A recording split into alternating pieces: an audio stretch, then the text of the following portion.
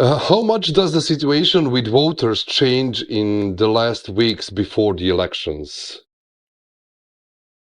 It all depends on events that could be beyond the candidate's control. The one thing that we know will be very much within the control of the respective candidates is their performance at the upcoming debate. And of course, Donald Trump is a tested debater. He basically knocked Joe Biden out of the presidential race several months ago and swept through all of his Republican opponents in 2015 and 2016 to become the nominee, whereas Kamala Harris is considered highly untested. She failed to win any primary votes when she ran for president in 2020. And as we know, she's had a very highly controlled presidential campaign since becoming the party's candidate in mid-July. But beyond the debate, first of all, the good news for Donald Trump, of course, is that his sentencing on September 18 has now been postponed until after the election, because there was a very real possibility that Donald Trump would have been placed in jail on September 18th. He would have been sentenced in jail. So now that's not going to affect the presidential campaign season. And then there are forces beyond anyone's control. You could have markets crash. You could have something serious happening, say, in the Middle East, or the Russia-Ukraine war, or China against Taiwan, or Japan, or its South China Sea neighbors. Any number of things can be happening along those lines. And so it remains to be seen what effects that will have on voters. But please also keep in mind that in the United States, we no longer have an election day. We have an election season. And so ballots are being submitted starting the middle of September. And so there will be votes counted. And once those votes are in, if there is something that takes place after the debate or an international incident or something with the economy, those votes are already cast and cannot be changed. So it's a very different dynamic here than we're accustomed to in most democratic countries. So according to the latest estimators, Kamala Harris have a small advantage. Did Donald Trump intensify his campaign before the American elections because of this? Well, our best understanding, and polls are a window into voter sentiment. They don't tell us anything about what will actually take place on election day, of course, but it gives you a sense of the trends and directions of the various candidates and their messages and their appeal to voters. Kamala Harris is winning in the national polls largely because most Democrats tend to lead in national polls overall because of the impact of the large city populations, which tend to overwhelm rural and suburban populations. And especially in a state like California, where you could have 6 million more Democrat voters than Republican voters, that completely tilts national polling. But of course, in the United States, it's irrelevant. The only thing that matters is how many states you win. So the Electoral College remains very, very tight, despite the national poll lead that Kamala Harris may enjoy.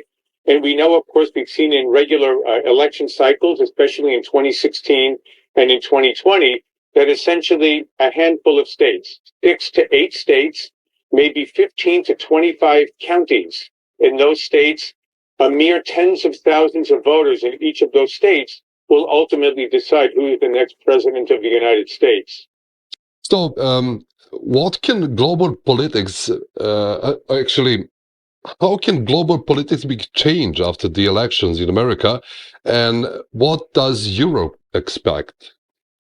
I would say, for the most part, if Kamala Harris is elected president, you will probably have general continuity with the Biden administration's foreign policy, which is largely a matter of continuity from the Obama foreign policy of 2009 to 2016.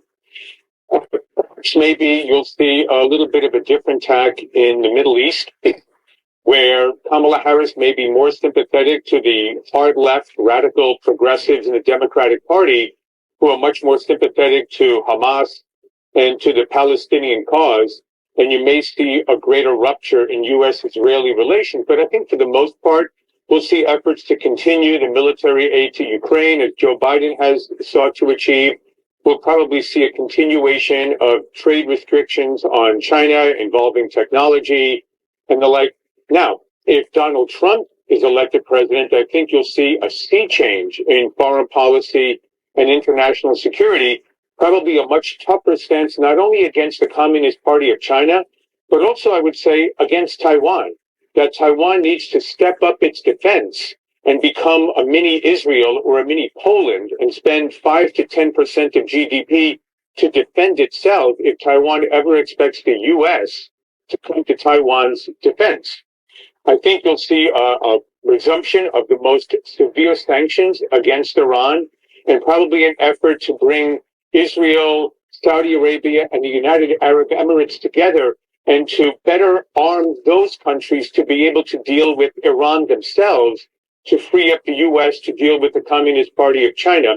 And in Europe, Donald Trump has been very clear that he intends to make an offer to Vladimir Putin to come to the negotiating table to achieve a peace settlement. And if Putin does not, he will arm Ukraine to the teeth, but at the same time communicate to President Zelensky that if Zelensky does not come to the negotiating table, he will deny any further aid to Ukraine, thereby forcing both parties to come to the table and hopefully achieve some type of a peace settlement. And I would say lastly, on the strategic level, you will probably see a relaxation of many of the regulatory restrictions against the production of hydrocarbons in the United States, so that America, which is already the world's leading oil and natural gas producing superpower and exporter, will flood global markets with oil, with natural gas, lowering the prices and giving the U.S. far more leverage, especially in the Middle East, but also helping our allies in Europe and Asia that are dealing with the energy crunch and energy scarcity ever since the sanctions were levied against Russia for invading Ukraine. So, are there any kind of divisions in within the parties themselves before the elections, or do they act in unity? I would say, first, let's talk foreign policy. You're probably seeing a rift inside the Republican Party between the traditional foreign policy establishment that is almost obsessively anti-Russia, reflexively anti-Russia, and wants to continue to arm Ukraine for, as Joe Biden would say, for as long as it takes, without ever defining what it means, what the exit strategy looks like. And in the meantime, we're seeing hundreds of thousands of Russians and Ukrainians being killed, and the Ukrainian economy and infrastructure being destroyed day by day by the Russian military. And then you have a new generation of Republicans that has tired of this kind of American intervention in foreign wars and wants to reserve the American military only for the most essential sort of homeland security and allied defense needs. And keep in mind, Ukraine is not a NATO ally of the United States, the way most of Western Europe or countries like Japan and South Korea are. So I think you're seeing a rift there. And on the Democratic Party, like I mentioned before with Kamala Harris, you see the traditional Democrats that are very pro-Israel, and you have this sort of squad coalition of hard left radical progressives that are not just pro-Hamas and very sympathetic to the Palestinian cause, but almost seem to have forgotten what it was, what horrible acts of terror and rape and murder and mayhem were committed by Hamas against Israel to trigger this war against Gaza. And now we have this wider war with Hezbollah and Iranian proxies, the Houthis against the shipping in the Red Sea, and Iraqi and Syrian presence of Iranian militia against Israel. So I think you'll see a greater rift inside the Democratic Party over U.S.-Israel relations. And I would say on the domestic front, I think you're going to see more of a divide in the Republican Party about abortion. Ever since abortion was returned to the states, you've had the sort of harder pro-life movement that wants almost a national laws banning abortion across the country, or more stringent laws. And then you have Republicans who say, well, most of America does not want very severe abortion laws, at least not to that degree. And if we don't win elections, we can't do good things on all the other issues, socially, economically, and in foreign policy. So there's the moral dimension and the practical dimension of the abortion debate. And I would say in the Democratic Party, to close, that the transgender movement is going to rupture the Democratic Party because it is seen as an element of the so-called LGBT movement, but it is completely destroying women's sports and invading the spaces of women. where they deserve to have sanctity and privacy and safety. And the idea that there are Democrats that don't mind men being in exclusively female spaces is going to cause great, great problems within the Democratic Party. And is this a fair race for the president of America in terms of the media and the campaign itself? No, very simply. It's a known fact. I mean, this is not an opinion. It's a known fact that most reporters in legacy or establishment or corporate media are inordinately sympathetic to the Democratic Party, to liberals, to leftist organizations, very hostile towards conservative organizations, and extraordinarily hostile towards Donald Trump the man. But I think if you look back at recent presidential elections, anytime there is a so-called acceptable Republican, like a Mitt Romney or a John McCain, once that individual was the Republican candidate for president, they were made to be evil incarnate. And, you know, you're talking about generally decent people. Mitt Romney is supposed to be one of the most decent people in American politics, and they made him out to be one of the most hateful villains in recent American politics. And of course, Donald Trump is likened to Adolf Hitler incessantly. So, no, the coverage is extraordinarily unfair to Donald Trump, the individual, the Republican Party in general, and certainly to conservative ideas. But the Republican Party knows how to win races in this extraordinarily hostile environment. And now, especially with the rise of independent media, podcasts such as yours, and thousands of podcasters and social media outlets available to compete in terms of distributing information about candidates, about political movements to the American people, and frankly, to people around the world, free speech is maybe more important than ever against the kind of very tilted media perspectives, at least here in the United States. I can't speak for every other country. It is a problem here, but I think that they have already baked it into their equation as to how to compete against the media to communicate their messages to voters. One more question.